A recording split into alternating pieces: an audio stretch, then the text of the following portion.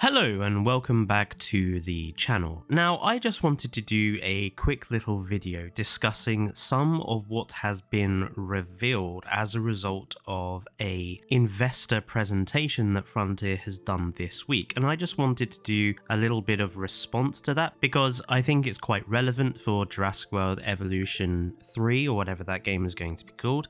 And there are a lot of things that do worry me about what has been said in this presentation. Just to be clear, this footage was uploaded to Reddit by HeavyGold8, and the person you're going to be hearing talk is the CEO of Frontier, Johnny Watts. And in this particular section of the presentation, he is discussing the Jurassic World Evolution titles. Just to prevent me getting hit with any possible copyright strikes or anything like that, I'm going to blur the video, but you'll hear the audio playing about what he is saying. I will play the audio and then I will talk about what is said and why I think it's important for each section. So let's get started here. Move on to our Jurassic World franchise. So to recap, we launched our first game back in 2018 alongside the Jurassic World Fallen Kingdom film. We followed up with a sequel in 2021, which launched 6 months before the Jurassic World Dominion film. And it's really quite interesting, and it's worth drawing your attention to the similarity and success between those games. In the first 12 months, revenue was very similar, with 71.5 for the first and 67 for the second. It's just really important to show that sequels can sell. In that 12-month period, as I say, like for like is very, very similar. So with this first section, he's talking about the revenue income for Jurassic World Evolution 1 and Jurassic World Evolution 2. And he does display some figures, which I'll put on the screen, which show Jurassic World Evolution 1 and Jurassic World Evolution 2's lifetime revenue income and first 12 months income. And he says that because their first 12-month revenue was relatively similar, it shows that sequels can sell. While the numbers are similar at a glance, I think there is a little bit more to it than just that. What the numbers also show, there is also a graph that relates to this, which I'll put up on screen as well. What Jurassic World Evolution 2 and Jurassic World Evolution 1's numbers also show is that Jurassic World Evolution 2's income has not exceeded Jurassic World Evolution 1's, not only in total, but at no point during its release. When Jurassic World Evolution 2 had a disappointing launch, to use Frontier's terminology, that's not mine, that's what Frontier said, they were convinced that when Dominion came out, Jurassic World Evolution 2 was going to have a much better revenue than the first game.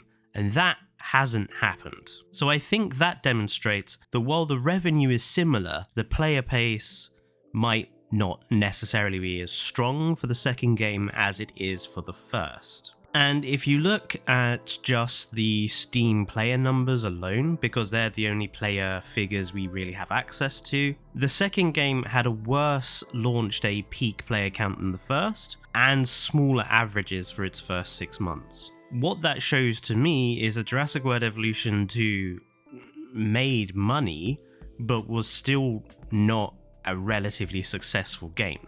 Making money is only one statistic for whether a game is successful or not. If your game only has not even half the player count as the prequel to that game, you know, Jurassic World Evolution 1's day one player base was 60,000 people, Jurassic World Evolution 2's was 17,000. That seems to suggest to me there might be less people playing the second game than the first. So I don't necessarily think that relying on the revenue figures alone is a particularly good way of establishing that the sequel to the game was just as popular or just as successful, because at least in my opinion it hasn't been. If you had fewer players to begin with and you launched with more DLC, and you have ended up with more DLC than the second game, and that the first game is still making money, clearly using just the revenue alone I think is not necessarily a clear indication of the second game's success.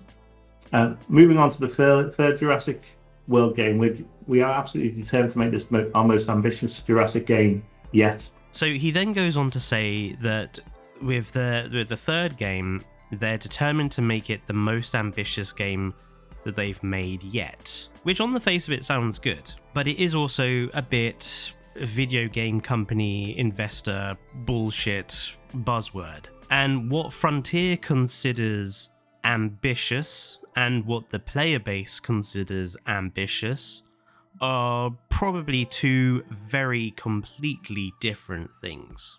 So to me, the fact that they're saying the next game is going to be ambitious is kind of meaningless.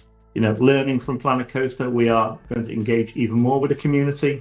We are looking at, what the requests are. We're going to do sort of more communication. Okay, moving on. They're saying they're learning from the launch of Planet Coaster 2. Obviously, Planet Coaster 2 has had a very poor launch. They had to go on to their live stream and give an apology to everybody. They had to release a roadmap to kind of massage the community's response a bit. And they're saying they're going to learn from this. They're going to look at what the community is wanting, look at what their requests are. They're going to do better with communication, which would be a step in the right direction, considering those of us who have had to deal with Frontier, at least in terms of what they say to the people who play their games over the last 8 years or how many ever years it's been.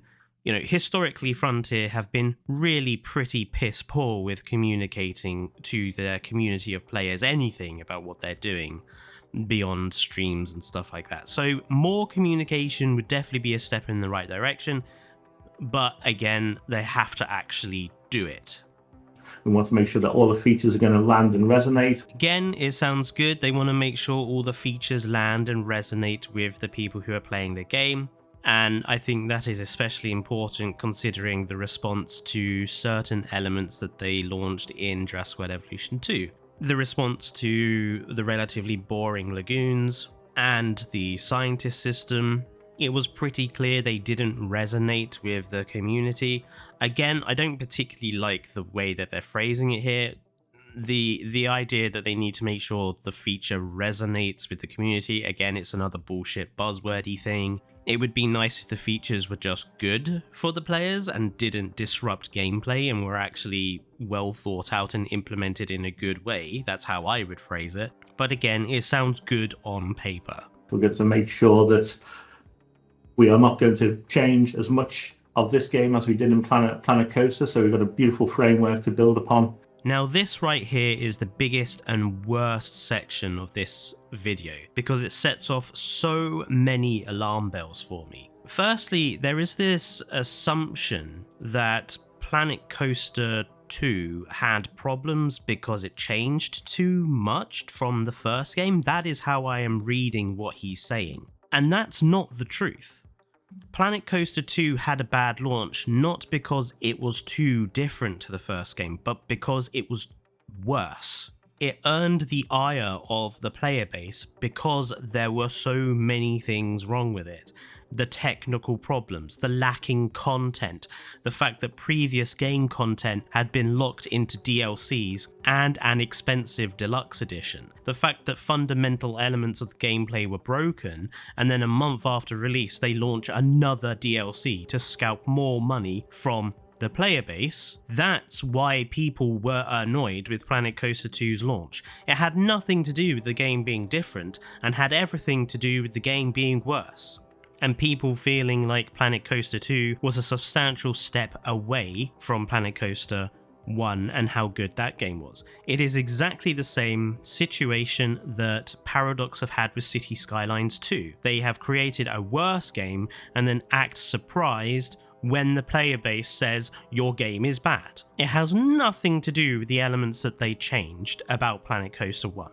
And that kind of also feels a bit disingenuous of them, because the way that he's saying that infers that it's the player's fault that Planet Coaster 2 did badly because they didn't like the changes we made to the game, as opposed to what the truth of the matter was, which is we launched Planet Coaster 2 and did a bad job, and the players told us we did a bad job and we need to improve, which is the truth. Not only that, but I think there's an inherent contradiction with what he is saying here.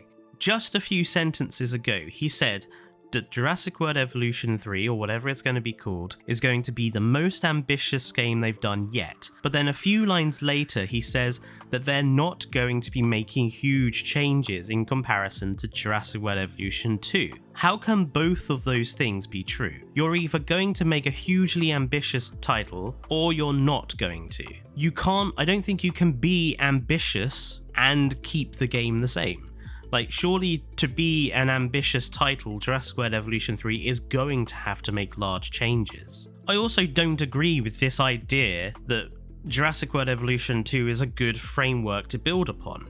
Given its huge numbers of technical problems, its huge numbers of bugs, many of which were there on day one and still haven't been fixed, the fact that it still has so many optimization issues that even people with very good computers cannot run large parks, given the fact that almost all of the new gameplay elements they added, the scientist system, the lagoon system, were all almost universally disliked or had serious problems. I don't really consider Jurassic World Evolution 2 to be a very good framework, a shaky framework at best. I mean, there are some elements about Jurassic World Evolution 2 that are good. I'm not saying it's all bad.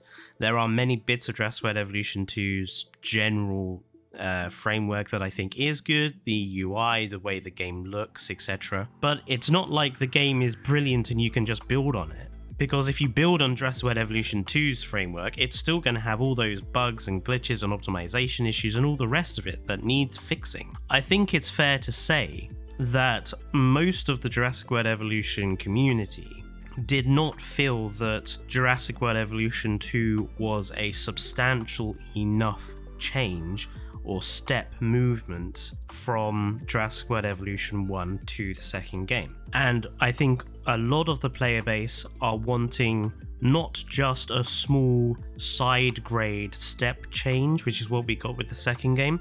I think most of us want a massive generational change with the third game. We want something which is obviously really very much better, with a lot of changes and with a lot of work having been done on it. And it sounds like to me what he's saying here is that it's going to be yet another little step change. And if that's all Jurassic World Evolution 3 is just Jurassic World Evolution 2.5, it's going to be really frustrating. Jurassic World Evolution 2 already feels like it's what Jurassic World Evolution 1 was meant to be on launch. Jurassic World Evolution 1 felt like a beta of what Jurassic World Evolution 2 was supposed to be. Jurassic World Evolution 2 has its problems too. Is Jurassic World Evolution 3 just going to feel like the next beta for another Evolution game that Jurassic World Evolution 2 was the alpha for? They need to really fundamentally shift the game to a next level, and it doesn't sound like they're willing to do that.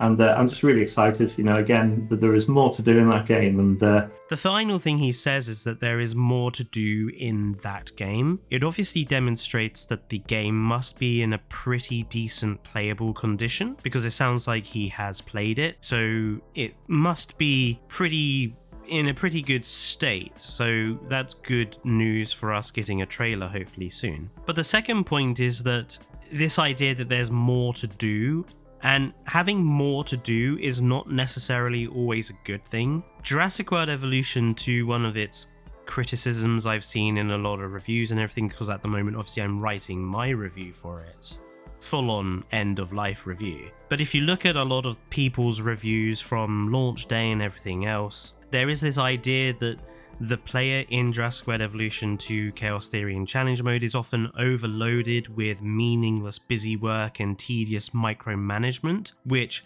they think represents mechanical depth, but really it isn't, because you're just clicking through menus and clicking on rangers to click on something else to tell them to go and sort it. It's not really mechanical depth, it's just busy work. Having more to do that's just going to be busy work is not what I want.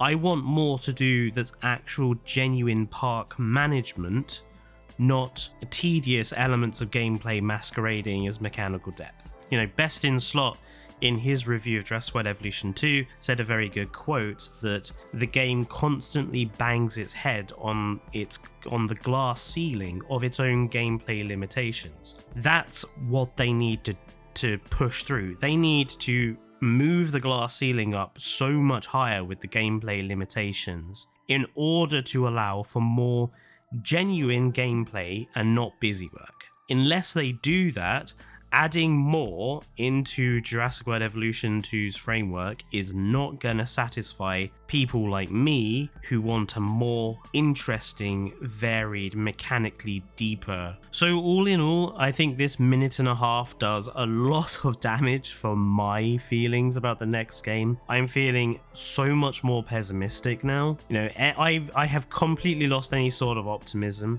I wasn't particularly optimistic before. All this makes me do now is be even less optimistic that they're going to actually manage to evolve the game into something that is a lot better. I'm not saying that Jurassic World Evolution 2 is a bad game by any stretch of the imagination, but it certainly isn't good enough still, and Jurassic World Evolution 3 really has got to hit it out the park. And it just sounds like it's not going to. It just sounds like it's going to be Jurassic World Evolution 2 with some very minor changes, which they're listening to a select part of the community for. You know, they say they want to listen to the community more, but if they had listened to the community before with Jurassic World Evolution 2, we wouldn't have had to wait 2.5 years for Microceratus to come to the game. We wouldn't have still a lot of day one bugs and glitches that are still in the game even today. I feel like a lot better Lagoon customization and a lot better DLCs if they had listened to what a majority of the player base wanted. The people who actually play the game properly. But it feels like they're only listening to the people who play the game casually and just play the game because it's got dinosaurs in it, as opposed to the people who play this game because we like park builders. They need to stop listening to the younger audience members who just care about dinosaurs and just care about dinosaur combat, and they need to start listening to the parts of the community that like park building and simulation titles, because they're the people who play the game religiously, who will buy the DLCs on the day it will come out, who will do most of the advertising of the game for them. They're the people they need to listen to, not the casual players that might smash a few dinosaurs together in their terrible combat system and then bugger off and play Halo or Call of Duty or whatever is the next big thing that the younger audiences are playing. They need to start listening to the parts of the player base that actually like park building titles. But fundamentally, this video makes me really concerned that the next game is going to be Jurassic World Evolution 2 with some slight changes. And if that's all it is, I won't be getting it. It needs to be so much better for me to get it. So yeah, this is not good news in my opinion.